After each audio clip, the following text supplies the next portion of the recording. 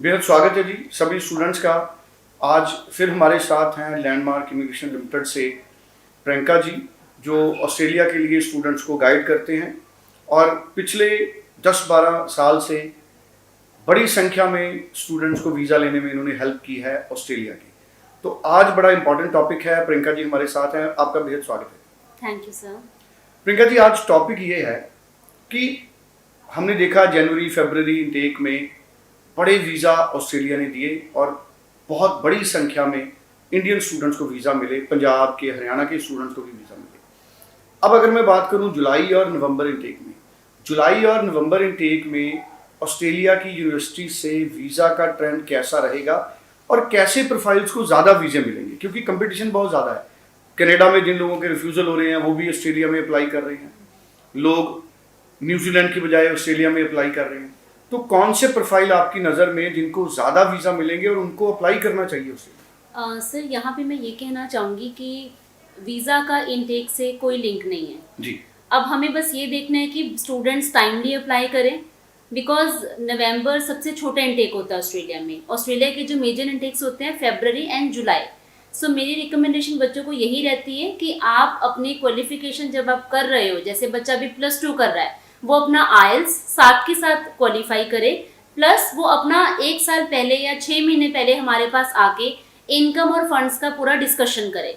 Because अभी क्या हो रहा है कि बच्चा 12th 2015 में कर रहा है और उसके बाद वो जुलाई इनटेक देख रहा है, विच इज़ नॉट पॉसिबल, क्योंकि जुलाई इनटेक के लिए हमारे पास टाइम अभी कम है। हमें प्रॉपर फाइनेंशियल्स देखने होते हैं, इनकम और फंड्स दोनों देखने होते हैं।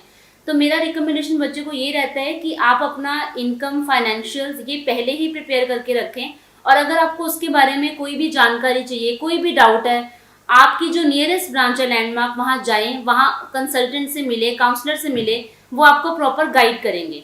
तो इनटेक का वीज़ा से कोई लेना नहीं है, आपको टाइमली अप्लाई करना है। आपको पहले ही अवेयर रहना है कि क्योंकि बच्चा जब +1 करता है, +2 करता है, वो पहले ही प्लान बना लेता है कि मुझे ऑस्ट्रेलिया जाना है, कनाडा जाना है, न्यूजीलैंड जाना है। तो स्टूडेंट को अपने आप को पहले ही प्रिपेयर करना है जिस भी कंट्री में जाना है।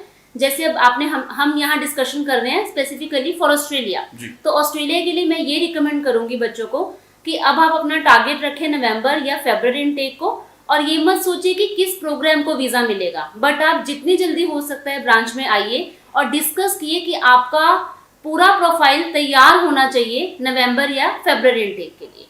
तो आज मैं यही कहना चाहूँगी, लेकिन अगर आपको इससे ज़्यादा और डिटेल्स चाहिए, आप हमारे नियरेस्ट ब्रांच में आइए और अपनी प्रॉपर इन पर्सन काउंसलिंग लीजिए। बिल्कुल ठीक है। जनरली अगर हम आइल्स की रिक्वायरमेंट करें या परसेंटेज ऑफ मार्क्स की अगर हम बात करें, तो ऑन एन एवरेज ऑस्ट्रेलिया में कितनी परसेंटेज वाला बच्चा +2 के बाद अप्लाई कर सकता है? सर मिनिमम परसेंटेज हमें 60% चाहिए होती है, बट आपको पता ही है कि मार्केट में आजकल फ्रॉड बहुत चला हुआ है।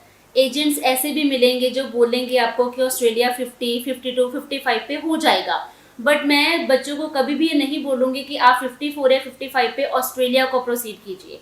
बिकॉज अगर मैं अभी हमने पुराने डिस्कशन की थी नेविटास के ऊपर, सो नेविटास में भी हमें कम से कम 60% चाहिए, 59 to 60%। तो आप 60% आप लेके चलिए अगर आप ऑस्ट्रेलिया प्लान कर रहे हैं। अगर मैं एकेडमिक की बात करूं, अगर मैं बात करूं आइल्स पीटी की, तो हमें मिनिमम 6 ओवरऑल और किसी में भी 5.5 से कम नहीं होने चाहिए। लेकिन अगर आप टारगेट कर रहे हैं डायरेक्टली यूनिवर्सिटीज़ को, तो आपका जो स्कोर होना चाहिए 6 overall, 6 each in all the modules. बिल्कुल ठीक है। और जुलाई और नवंबर इनटेक के लिए अप्लाई करने के लिए क्या अभी राइट टाइम है? जुलाई के लिए अभी डेडलाइंस क्या शुरू हो गई? So there is no particular deadlines for universities. Universities में क्या होता है कि हमारे पास GSR क्लियर करने का पूरा वक्त होना चाहिए, हमारे पास लॉजमेंट का वक्त होना चाहिए। पहले क्या होता था कि आज हमने फाइल लगाई तो समटाइम्स 24 आवर्स या 48 आवर्स में वीज़ा आ जाता था, but nowadays embassy will take time. अब वो अगर आने में 2 दिन में भी आ रहा है, और अगर डिले हो रहा है तो वो 2 से ढाई महीने भी डिले हो रहा है। तो इस टाइम भी जुलाई इनटेक वी कैन ट्राई।